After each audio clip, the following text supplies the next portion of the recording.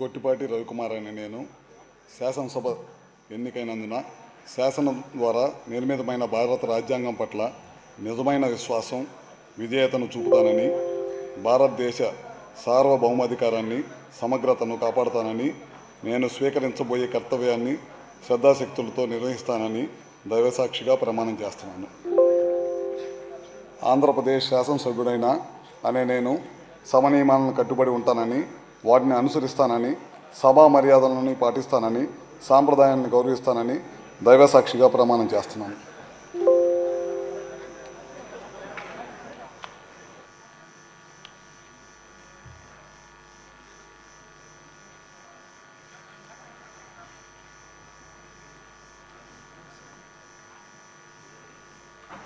Shri Ravi